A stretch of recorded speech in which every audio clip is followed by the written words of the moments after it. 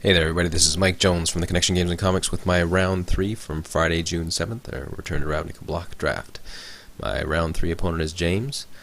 I can't remember what seat James was sitting in. We were pretty far apart though. His deck seems pretty solid. Anyway, get right into it here. Oops, adjust the camera there a bit.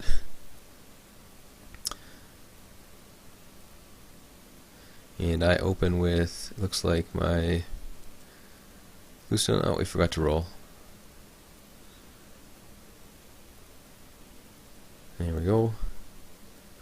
So I've got 3 planes, a clue stone,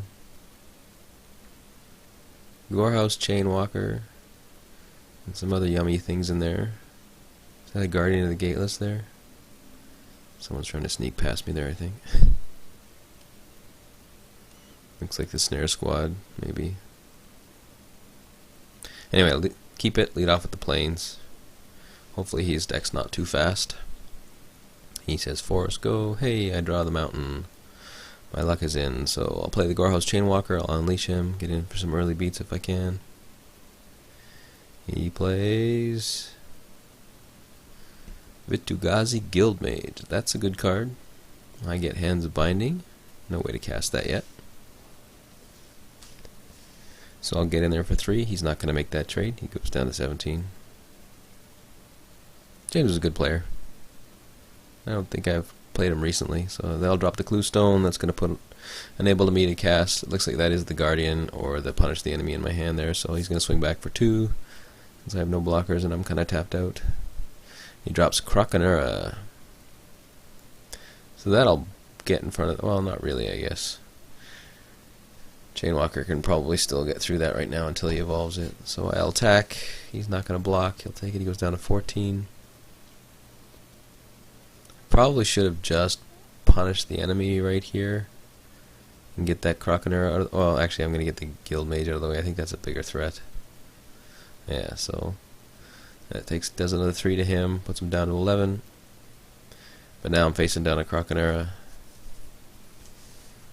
Hopefully he can't evolve it, but no such luck. He plays the Battering Crisis. That's going to make his Krakenura a 2/4. Successfully block my my dude. And I draw Tajik. That seems pretty good. Been doing pretty well at drawing him tonight.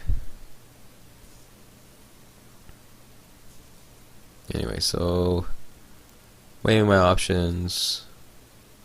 Really don't feel like running the Chainwalker into either of those blockers. So I think I'll just drop the Tajik. That's going to block his guys pretty effectively. Although the Battering Crisis has Trample, so theoretically if he can evolve it, he can get through my Tajik for at least 1. So he plays the other planes, so he's got green, white, blue. Wonder how many Beetle Form Mages he has in his deck. And he drops Skymark Rock, which evolves both his dudes. That's the 3/3 flyer that can bounce X2s back to your hand whenever it attacks. So I'm not real happy about seeing that hit the board. I draw a Blaze Commando. That's less than exciting. Although, hey, I can get the Hands of Binding Blaze Commando combo online if I'm so lucky.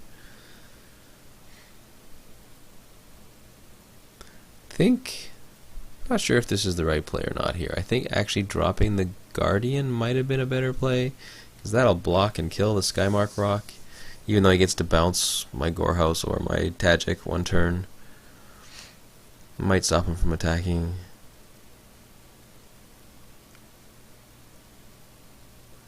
But instead I just play the Snare Squad.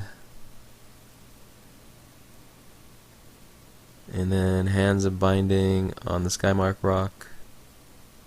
See, putting this Hands of Binding on the Guardian might have been... Well, the Guardian's not getting through that Krakenura anyway, but... So I'll put it on Tajik there. Yeah, that might have even been better on the Snare Squad, because that's not bounceable by that Skymark Rock at least.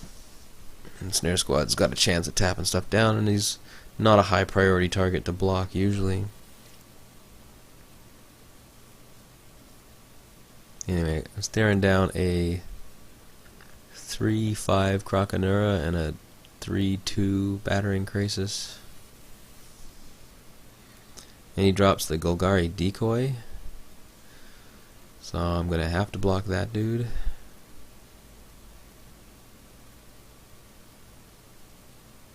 And I draw True Fire Paladin. That guy's pretty good. So I've got 5 mana available though. And I'm looking at what I can do here. I'm hoping he's not willing to make the trade. I can fire Battalion on Tajik, make him into a 7/7. If he doesn't want to trade, if he wants to just race. Although I guess that's pretty stupid because he's at 11 life, so he wouldn't really do that. So I think about it for a while. Do I cast the Guardian of the Gateless? I still think that was probably the right play. Just be patient, although the decoy is going to make me block it.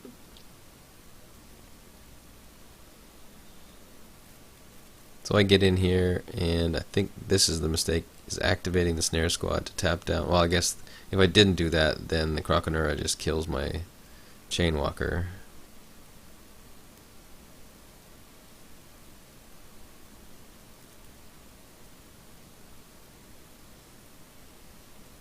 So this seems like... So he's going to just throw the decoy in front of that thing. The Battering Crisis will trade with my Chainwalker. He takes 1, goes down to 10. See, if I had put the Hands of Binding on the Snare Squad, I would have been able to keep the Skymark Rock tapped. Now I can only drop the True Fire Paladin, which is likely to get bounced back to my hand. Well, Tajik will get bounced back to my hand first to get rid of the Hands of Binding. So he was blocked. So that I thought I Hands of Binding him there, and then I realized that, wait, I couldn't do that, it was blocked. So he gets to untap his Skymark Rock. He's going to be able to get in for 3 with that. Yeah, so he'll bounce the Tajik there. I'll exile the Hands of Binding.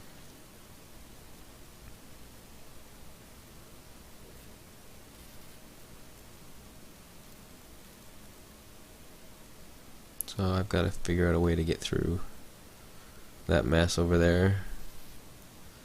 Well, I can get through the... so here I draw Punish the Enemy. That'll deal with that Skymark Rock. Doesn't do anything to the Croconura, mind you, but still think that's a decent play here. Get that thing out of the way. Don't have the white mana to tap the Croconura, so I'll just pass the turn back.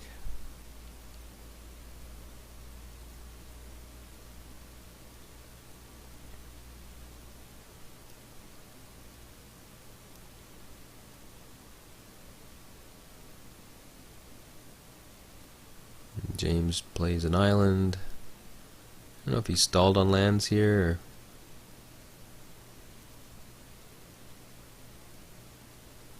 So far the creatures he's shown me are pretty high caliber creatures, so... And here comes an Armored Wolf Rider. That's going to evolve the Croconura again, so now it's a 4/6 as well. So I get 2 4/6s staring me down. I drop a mountain. So I got Tajik or Blaze Commando or Guardian of the Gateless. So I guess I'll just drop the Tajik again. He knows about it anyway.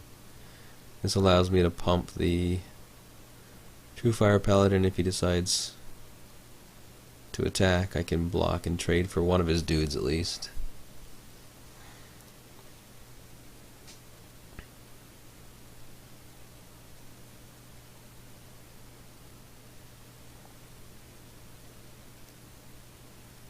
James is thinking about what he's going to do here.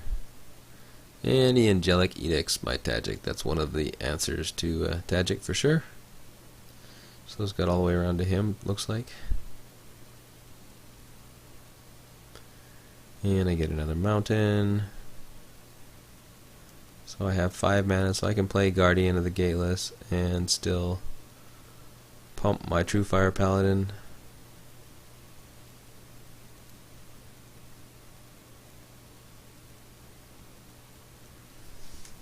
See, if I attacked with both right now, I could tap down 1. If he blocks, yeah, he just blocks the Snare Squad though. kills it, so that's useless. Alright, so I drop the Guardian of the Gateless here. If he attacks with both, I can block both. He becomes a 5/5, so I'd have to stick the Paladin in front of it as well.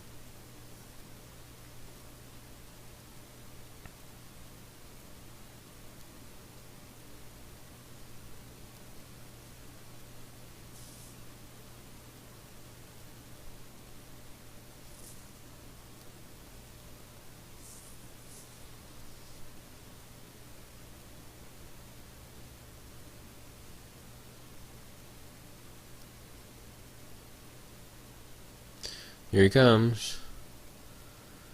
Am I going to make a bad trade, or am I just going to take 8? That seems bad.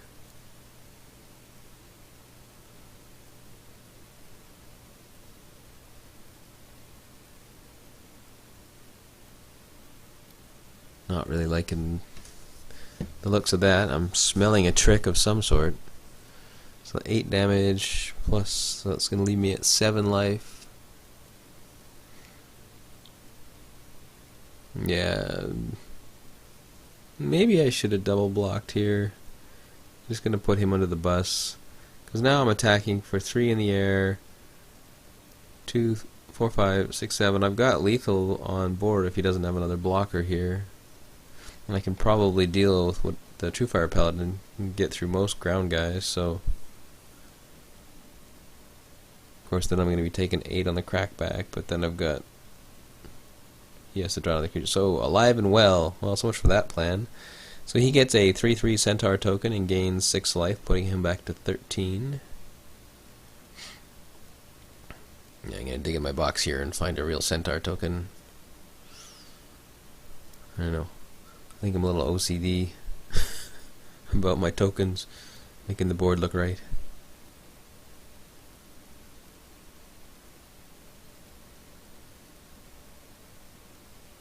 There we go. There's a real Centaur token. None of that tip card stuff. Alright. Now he's got a blocker for the True Fire Paladin. And I draw a Frostburn Weird. That's pretty good. Alright, so I can swing. He has to block. And I can drop the Frostburn Weird to block one of his dudes next turn. Not trade, but at least get in front of it. So True Fire Paladin has Vigilance, Mike. You can remember that. There you go. Alright, so he's going to do it. So I'm going to pay the 4 mana to give it +2/+0 at first strike. And that puts him back down to 10. And then I'll pay the 2 red to drop my Frostburn Weird. I can't pump him anymore, but it'll be a decent speed bump, at least. James gets another land.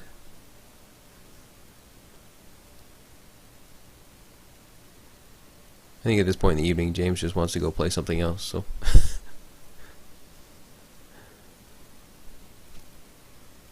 I'm not sure if he's giving it his all, but it looks like it. His deck's firing pretty big shots here.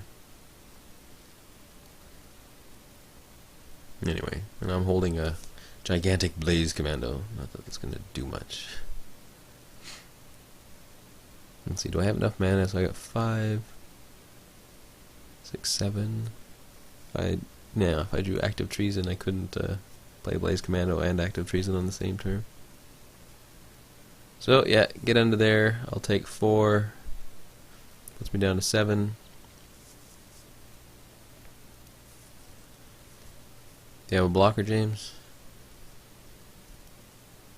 I'm going to be swinging back for 3, 4, 5, 6, 7, 8, 9, 10, 11, unless you have a blocker.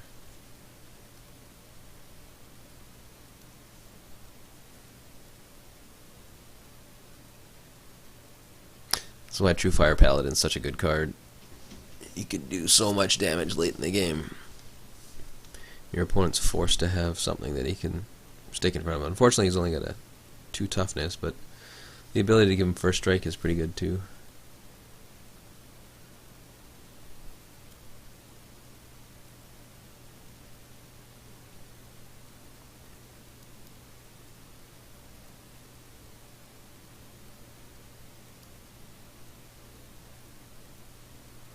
Alright, he's thinking here. He must have something he can do.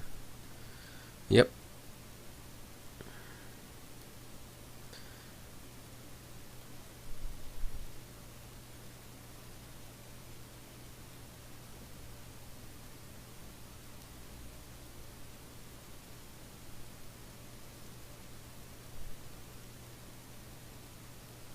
He's still ahead on the scoreboard. But he drops a Zarichi Tiger. So that, yeah, that'll get in front of that True Fire Paladin. So now I need something that's going to, yeah, that'll work. Alright, so I have enough mana to active Treason and activate True Fire Paladin twice. So I will steal the Tiger, swing for 3, 4, 5, 6, 7, 8, 9, 10, 11. That'll do it once I finish doing the math in my head. So many times I've top decked active Treason tonight for the win. Alright, swing with everybody, pump twice, and James does the math, and let's move on to game 2. So I take game 1 barely. I mean, if I hadn't drawn the active Treason, if I'd drawn a land or something, I guess I would have been dropping Blaze Commando and hoping for the best. Sticking Blaze Commando underneath one of those big guys and then swinging next turn for 3 again. He would have gained some life, I think, on the blocks. Anyway, so game 2, I decided not to sideboard anything. I thought about putting the catch and release in, but decided against it. He has some big stuff that would have been nice to steal, but anyway, so I got a big, huge land hand. I got a Scorchwalker and a Hazardous Snare Squad here, and 5 lands. I'll keep this. Why not? He's going first. Draw the Guardian of the Gateless. Play the red land in case I draw the Frostborn Weird. I don't. Draw an active Treason again. Pass the turn back. Neither one of us is coming out of the gates too fast here. Bloodfray Giant, that's a nice pickup. So I'll drop the Snare Squad. Pass the turn. And he's got 4 mana for Knight of Obligation. Ugh. Well, Bloodfray Giant will chew through that pretty quickly. So let's get him down on the board. Yeah, I'll definitely unleash him. Let's put some pressure on. Pass the turn back.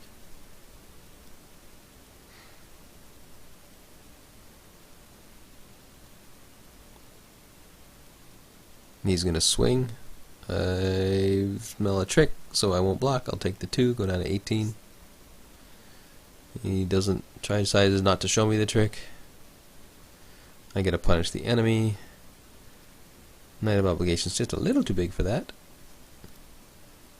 But I'm going to play the Guardian anyway, I think. Well, maybe not. Maybe I'll swing, tap his Knight, do 6 damage to him, pay 4 mana, and drop the Scorchwalker.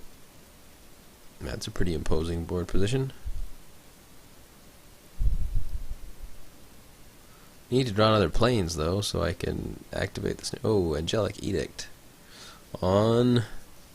So he's trying to think here. Snare Squad is going to let me get some damage through. So that's going to get for 10. So if he hits one of the other guys, then Snare Squad lets me get in for 6. If he doesn't hit the Snare Squad, then he can at least block one of my 2 guys, probably the Scorchwalker, because at least that's a trade. I don't know, I think actually edicting the Bloodfray Giant might have been a better play, but I don't know. I think he's got something else in his hand for that. I draw my Angelic Edict. That's kind of funny. Anyway, so I'll play my land, so I have 6 mana, mostly mountains. I'll play 3 for an act of treason, and I'll swing for 12. And that'll put him down to 2. I have punished the enemy in hand, so it is, if I get to untap next turn and he doesn't gain some life, I win.